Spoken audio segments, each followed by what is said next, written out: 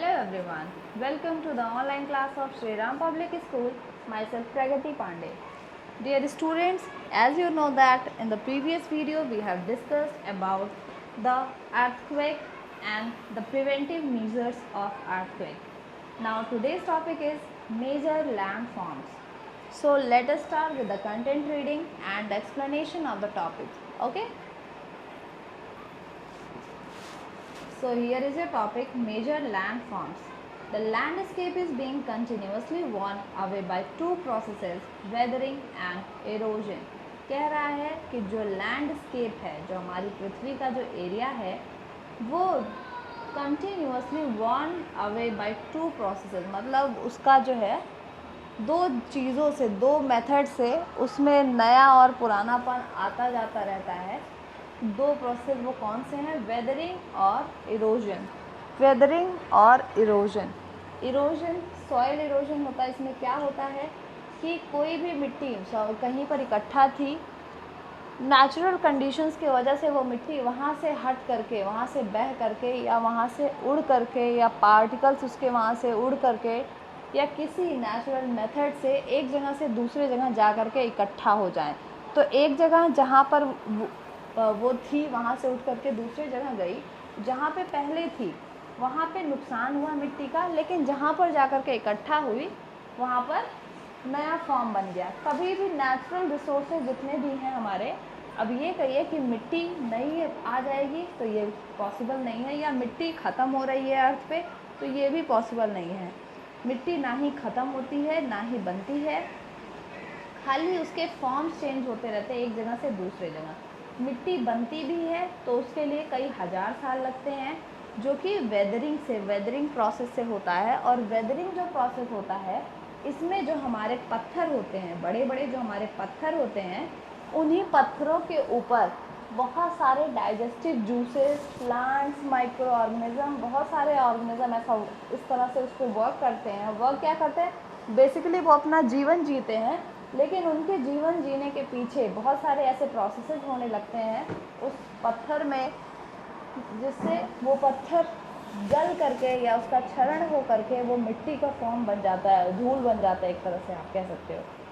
जैसे चौक है, चौक को आप मसल दो तो क्या बन गया? पाउडर जैसा बन गया. वैसे ही होता है कि वो पत्थर रहता है, पत्थर पे बहुत सारे माइक्रो ऑर्गेनिज्म होते हैं जो बहुत सारे जूसेस वगैरह सिक्रेट करते हैं, जिनकी वजह से वो पत्थर गल करके एक टाइम आता है वो मिट्टी बन जाते हैं. ठीक है, तो वो होता है वेदरिंग प्रोसेस. और इरोजन क्या होता है कि एक जगह से उठ के मिट्टी का दूसरे जगह पर चले जाना. ठीक है, weathering is the breaking up of rock on the earth surface. जब अर्थ के सरफेस पर पत्थरों का, रॉक्स का ब्रेक होता है, ब्रेकिंग अप होता है, तो वो प्रोसेस कहलाती है weathering. Erosion is the wearing away of landscape by different agents like water, wind and ice.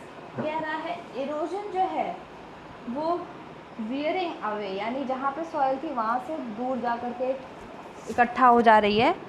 मतलब कि जो मिट्टी की सरफेस है वहाँ से बह कर के दूसरी जगह चले जा रही है, चाहे वो बर्फ़ के थ्रू हो, चाहे वो विंड के थ्रू हो, चाहे वो वाटर के थ्रू हो. The eroded material is carried away और transported by water, wind etc. कह रहा है जो मिट्टी होती है वो बह करके एक जगह से दूसरे जगह, चाहे वो हवा से जाए, हवा में कभी कभी आप देखिए गर्मी के टाइम में जो धूल होती है वो हवा में बहुत ज़्यादा होती है. गर्मियों के टाइम में लू जब चलती है उस टाइम अगर आप बाहर निकल जाइए तो बिना मतलब आप ये सोचिए कि आपके आँख में कोई भी पार्टिकल ना पड़े धूल का, और आप गाड़ी या बाइक को अच्छे से चला लीजिए तो पॉसिबल ही नहीं है. आपको उसके लिए हेलमेट या ग्लासेस वगैरह लगाना पड़ता है, क्योंकि उस जो कंडीशन होता है उस टाइम का, वो इतना शुष्क मौसम होता है कि उसमें जो हवा होती है वो अपने साथ धूल के बहुत सारे कणों को उड़ा करके रखती है. ठीक है, तो वो क्या होता है, वो एक तरह से इरोजन हो रहा है, कहीं ना कहीं के मिट्टी का वो इरोजन हो रहा हो. ठीक है, तो ये वाटर के थ्रू भी होता है. जब भी पानी आता है, बारिश होती है, तो आप देखिए मिट्टी बहती है, तो वो भी इरोजन का टाइप है. एंड इवेंचुअली डिपॉजिटेड, एक जगह से इकट्ठा हो, बह करके दूसरे जगह पर जा करके इकट्ठा हो जाती है, तो वो कहलाती है soil erosion. This process of erosion and deposition create different landforms on the surface of earth. कह रहा है कि जब इस तरह का होता है कि मतलब एक जगह से इकट्ठे बह करके मिट्टी दूसरी जगह इकट्ठी हो जा रही है, तो हमारे एरिया में हम प्लेन्स वाले एरिया में रहते हैं, क्योंकि अर्थ का जो सरफेस है जहाँ पे प्लेन्स है इंडिया में, वहाँ पर हम रहते हैं। यूपी हुआ, पंजाब हुआ, ये प्लेन एरिया है। लेकिन बहुत सारे जगह इंडिया में ऐसे हैं जहाँ पे ऊंचा नीचा इस टाइप का भी एरिया है। ऐसे जगहों पर क्या होता है कि मिट्टी एक जगह से बह के दूसरी जगह जाती है, तो different types of land forms का फॉर्मेशन होता है। हमारे यहाँ क्या होती है, यहाँ से बह करके आपके रोड से बह करके बगल के घर में आ जाएगी, ऐसा होता है। लेकिन वहाँ पर जब ज़्यादा बह जाती है मिट्टी इस तरह से, तो वो डिफरेंट लैंड के फॉर्म्स को जन्म देती है। Okay, now work of river. The running water in the river eroded the landscape. कह रहा है कि जो बहता हुआ पानी होता है वो मिट्टी का जो मिट्टी होती है, जो लैंड पे मिट्टी होती है जगह, उसको बहुत ही ज़्यादा इरोज करता है। मतलब उसका जो क्षरण होता है पानी के द्वारा बहुत ज़्यादा होता है, क्योंकि जो पानी बहता है वो अपने साथ बहुत ही ज़्यादा मिट्टी को लेकर के बहाता है। When the river tumbles at a steep angle over a very hard rock or down a steep valley side, it forms a waterfall. कह रहा है कि जब नदी का पानी ऊपर से नीचे की तरफ बहता है, ऊपर से नीचे की तरफ आ रहा हो, तो एक स्लोप जैसा बना लेता है, वाटरफॉल जैसा बना लेता है। और क्या होता है कि ऊंचे पहाड़ों से जब नदियाँ बहती हुई आती हैं और नीचे ज़मीन पर या नीचे छोटे पहाड़ों पर गिरती हैं, तो छोटे पहाड़ भी पत्थर के ही होते हैं, तो ऊपर से नीचे जब गिरती हैं नदियों का पानी गिरता है, तो एक वाटरफॉल जैसा फॉर्मेशन बन जाता है। तो क्या है, रिवर थी वो और दूसरा पहाड़ था, लेकिन दोनों ने मिलकर क्या बना दिया, वाटरफॉल। तो that is also a form of land, that is also a land form. यहाँ पे आप देख रहे हैं कि एक ऊंचा एरिया था जहाँ से ऐसे नदी बहती हुई आ रही थी। ये हार्ड रॉक थे ऊपर वाले, ये बह करके इस नदी के पानी के साथ बह करके नीचे नहीं आई, ये अपनी जगह को रेजिस्ट कर लिए। फिर उसके नीचे का वहीं पर आप देख रहे हैं कि यहाँ पर जब बहाव तेज़ गिरा, तो यहाँ से थोड़ा सा पत्थर का या मिट्टी आप कह सकते हो, जो कड़ी मिट्टी थी उसका क्षरण हुआ और बह करके ये चीज़ें इधर आ रही हैं, आगे ऐसे नदी बन जाएगी। तो ये क्या हुआ, एक और लैंड फॉर्म का निर्माण हुआ इस यहाँ पर। तो ऐसे 2-3 लैंड फॉर्म्स जो हैं वो मिलके किसी तीसरे का निर्माण कर देते हैं। तो क्या था, पत्थर हुआ और पानी, नदी, दोनों मिल करके वाटरफॉल बना दिए। As the river enters the plain, it twists and turns forming large bend known as meander. कह रहा है कि जब रिवर प्लेन्स पर जाती है, जैसे कि आपका इंडिया अगर आप देखोगे तो यहाँ पर है, सपोज़ कश्मीर वगैरह एरिया में क्या है, माउंट एवरेस्ट है, हिमालयाज़ वगैरह है। आपका इधर नेपाल के साइड हिमालयाज़ और उधर माउंट एवरेस्ट है आपके कश्मीर में। तो जब नदियाँ यहाँ से बहती हुई आई और यहाँ पर आपका यूपी है, यहाँ पर सपोज़, तो यूपी क्या है, आपका प्लेन है। तो नदियाँ बह करके ऊपर से जब नीचे आती हैं, यहाँ से बहती हुई नदी आई और जब प्लेन्स में आती है तो वो इधर उधर ऐसे मूव करने लगती हैं। कभी भी ऊंचे से पानी जब भी नीचे, जैसे टैप वाटर है, अगर आप टोटी आपने चला दिया, उसका पानी नीचे सीधा उसके सीधे नीचे गिर रहा है। आपने टोटी यहाँ चलाई, पानी यहाँ ऐसे गिर रहा है, लेकिन आपने टोटी चला दी, पानी यहाँ गिरा, लेकिन जब पानी यहाँ आया तो कुछ इधर भी गया, कुछ इधर, कुछ इधर, कुछ इधर, हर तरफ पानी जा रहा है। मतलब जब नीचे वो पानी आ जाता है, ये पानी जब नीचे आ गया यहाँ पर, तो अब यहाँ का जो एरिया था, ये पूरा एरिया यहाँ का, ये प्लेन था। और जब प्लेन पे आते ही नदी को समझ ही नहीं आता कि मैं जाऊँ किस साइड, तो वो हर तरफ बहने लगती है, हर तरफ उसके बहाव जाने लगते हैं, क्योंकि यहाँ ऊंचा नीचा जैसा माहौल होता ही नहीं है। उसी तरह से आप देख रहे हैं कि जब नदी जो है आ गई यहाँ पर प्लेन्स में, तो उसका जो मूवमेंट है वो तिरछा मिर्छा होने लगता है। और जब ये तिरछा मिर्छा होता है तो ये करती क्या है, अपने अगल बगल जो भी यहाँ सॉइल है वो इधर से सॉइल को बहा करके यहाँ लाती है, फिर यहाँ जैसे मोड़ होता है तो यहाँ फिर से रुक जा रही है, फिर ऐसे करके आगे नदी अपना पानी जो है वो अपना रास्ता बना ही लेता है। तो क्या होता है कि जब रिवर्स हैं, जब वो प्लेन्स में आती हैं तो वो तिरछी मिर्ची जगह को रास्ते बनाते हुए वो चली जाती हैं। तो वो उसका बहाव इधर बढ़ा, यहाँ पर एक स्लोप बन गया, फिर इधर आया तो इधर थोड़ा सा ढलान पाया, इधर चला आया। तो ये जो जगह है जहाँ से ये नदी अपना रास्ता बना ले रही है, मोड़ ले रही है अपने आप को, उसको मिएंडर्स कहा जाता है। उसको क्या कहते हैं? Meanders. Due to continuous erosion and deposition along the side of meander, the end of the meander loop come closer and closer. कह रहा है कि क्योंकि नदी का पानी का बहाव लगातार इसी रास्ते पर है, इससे क्या होता है कि जो सॉइल पार्टिकल्स है जो मिट्टी के साथ आ रहे थे वो इकट्ठा होने लगते हैं यहाँ पर, और वो इकट्ठा होते होते होते होते होते होते यहाँ पर कुछ ऊंचा जैसा जगह बना लेते हैं, स्लोप बना लेते हैं, लूप बना लेते हैं, जो कुछ इस तरह का यू शेप का फॉर्मेशन बन जाता है। पहले तो पानी आया ऐसे बहता हुआ आ गया, लेकिन अब डेली डेली पानी इसी रास्ते पे बह रहा है, तो ये जो यू शेप का बन जा रहा है, यहाँ पे आप देख रहे हैं यू बन जा रहा है, इसको कहा गया कि ये मिएंडर लूप है। ठीक है, ये क्या है? मिएंडर लूप है। फिर यहाँ भी बन गया, ये भी मिएंडर लूप है। तो दो मिएंडर लूप एक दूसरे के इस तरह से क्लोजर फॉर्म होने लगते हैं। ठीक है, क्यों? क्योंकि नदी के मूवमेंट के वजह से। In due course of time, the meander loop cuts off from the river and forms a cut-off lake, also called the oxbow lake.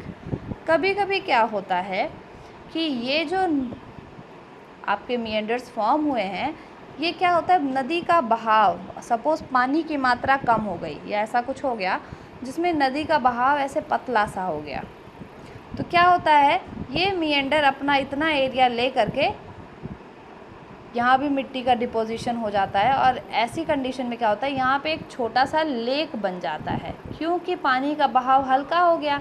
अब पानी का बहाव जब हल्का हो गया तो नदी पतली यहाँ से बहने लगी, तो ये एरिया जो है, जो सब यहाँ गहरा वाला एरिया रहा होगा इस नदी के बीच में, यहाँ पर जो गहरा वाला, यहीं से पानी बहता चला जा रहा होगा, और ये जो एरिया था, ये क्या करते हैं, मिएंडर्स जो हैं वो अपने साथ कुछ पानी का पोर्शन लिए रहते हैं, जो फर्दर लेक बन जाते हैं, जिनको ऑक्सबो लेक कहा जाता है। क्या बन जाते हैं? कुछ लेक बन जाते हैं जिनको ऑक्सबो लेक कहा जाता है। At time the river overflows its bank. जब कभी नदियाँ ओवरफ्लो हो जाती हैं, बाढ़ आ जाती है उसका जहाँ पर, उस कंडीशन में क्या होता है कि ऑक्सबो लेक उसके अंदर समा जाती है। जब नदियों में बाढ़ आ जाती है, किनारे भर जाते हैं, ओवरफ्लो हो जाता है, तो ये मिएंडर्स और ये जो आपके ऑक्सबो लेक्स हैं, ये उनमें समा जाते हैं। ठीक है, as at the time the river overflows its bank, this leads to flooding of the neighbouring areas. जब कभी भी नदी में बहाव ज़्यादा हो जाता है, ओवरफ्लो हो जाती है, तो आसपास के एरियाज़ में फ्लड आ जाता है, यानी कि बाढ़ आ जाती है।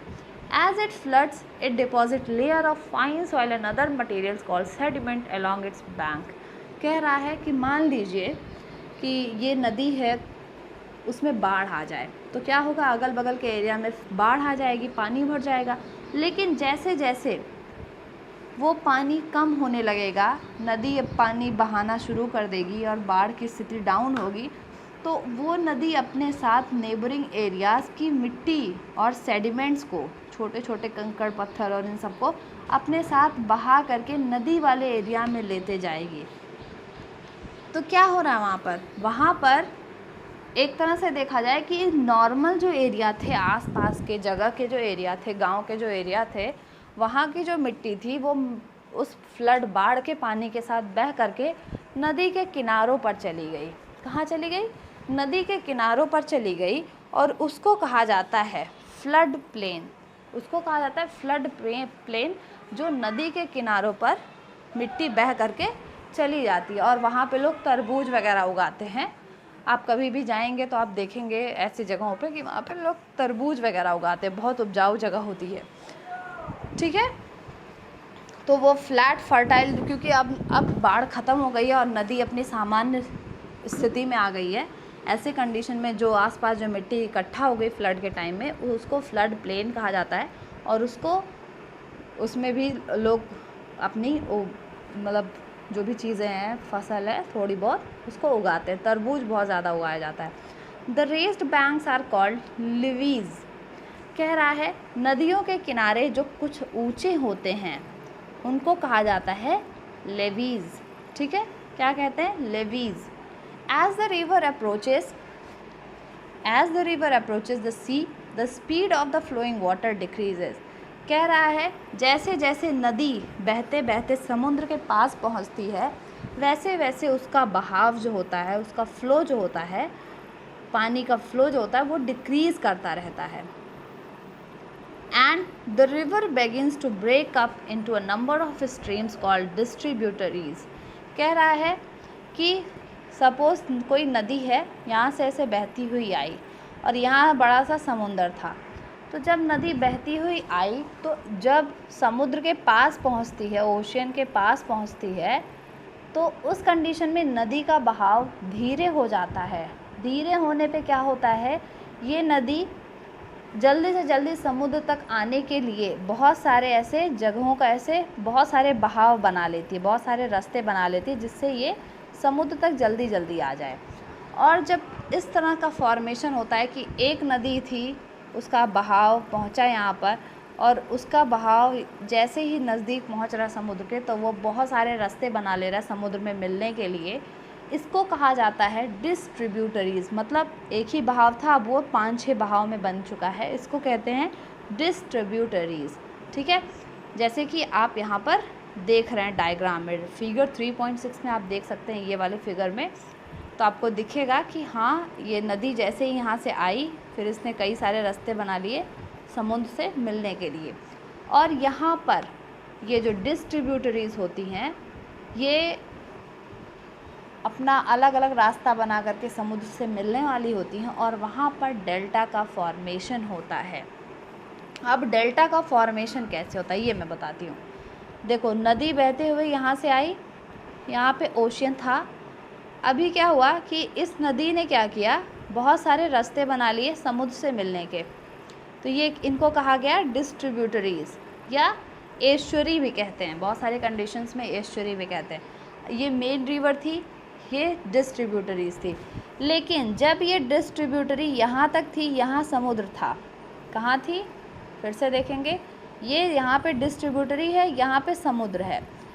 और आपको पता है नदी अपने साथ बहुत सारे फाइन पार्टिकल्स, मिनरल्स सब बहा करके लाती है। जो भी मिट्टी में प्रेजेंट होता है, जहाँ जहाँ से वो घूमते हुए आ रही है, वहाँ से वो बहुत सारे खनिज लेकर के आती है, बहुत सारे सेडिमेंट्स लेकर के आती है, बहुत सारा मिट्टी लेकर के आती है। और वो क्या होता है, इन डिस्ट्रीब्यूटरीज से बहते हुए अलग अलग रास्तों से समुद्र में मिलने वाले होते हैं। तो क्या होता है, समुद्र के बेड पे जब जा करके वो मिलने वाली होती है, तो यहाँ पर फॉर्मेशन होता है डेल्टा का। जहाँ पर नदी और समुद्र आपस में मिलते हैं, वहाँ पर डेल्टा का फॉर्मेशन होता है, क्योंकि मिट्टी और बहुत सारे खनिज को लेकर के हमारी पृथ्वी, हमारी जो रिवर है, वो बहुत सारे खनिज और इन सब को लेकर के आती है। और वो जब मिलने वाली होती है समुद्र में, तो वो जितने भी खनिज, सॉइल पार्टिकल्स, सेडिमेंट्स, जितनी भी चीज़ें होती हैं, वो यहाँ पर इकट्ठी होने लगती हैं। कहाँ? ईस्चुरीज के बॉर्डर पे। और यहाँ पर जब इकट्ठी होती है और पानी सीधा समुद्र के अंदर मिल जाता है, तो ये जो जगह होती है जहाँ पर रिवर और ओशियन मिलते हैं, इसको डेल्टा कहा जाता है। यहाँ पे सेडिमेंट, मिनरल्स, इन सब की इतनी अधिकता होती है कि ये मोस्ट फर्टाइल जगह होती है, मोस्ट फर्टाइल, जहाँ पे मैंग्रोव्स ग्रो करते हैं। जैसे कि हमारे इंडिया में सुंदरबन डेल्टा है, सुंदरबन डेल्टा जहाँ पे है, वहाँ पे वेजिटेशन जो है, हैबिटेट जो है, वो बहुत ही फेवरेबल कंडीशन है, जहाँ पे बहुत different types of diversities present होती हैं। ठीक है, बहुत टाइप्स ऑफ, सबसे ज़्यादा अगर देखा जाए डाइवर्सिटी कहाँ प्रेजेंट होती है, तो वो डेल्टा रीजन में होती है, क्योंकि वहाँ पे जो चीज़ें हैं, मिनरल्स हैं, सेडिमेंट्स हैं, वो बहुत ही ज़्यादा प्रचुर मात्रा में पाए जाते हैं। ठीक है, तो ये होता है डेल्टा। डेल्टा क्या होता है? जब नदी और समुद्र आपस में मिलते हैं नदी का पानी जाकर के समुद्र में मिल जाता है, वहाँ पर नदी के साथ जो भी आए हुए सेडिमेंट्स होते हैं वो इकट्ठा हो जाते हैं, मिनरल्स इकट्ठा हो जाते हैं, वहाँ पे डेल्टा का फॉर्मेशन होता है। क्योंकि वो सेडिमेंट्स, मिट्टी सब बहुत ही ज़्यादा फर्टाइल होता है, इसलिए वहाँ पे मैनग्रोव्स का फॉर्मेशन होता है, वहाँ पे ग्रो करते हैं। और जो डेल्टा रीजन होता है वो हमारा डाइवर्सिटी में रिच होता है। ओके, सो आज हमने पढ़ा कि नदी जो है वो किस तरह से बहती है और किस तरह से आकर के समुद्र में मिलती है और डेल्टा का फॉर्मेशन कैसे होता है। Now in the next lecture we will discuss the work of sea waves. That's all for today guys. Thank you everyone.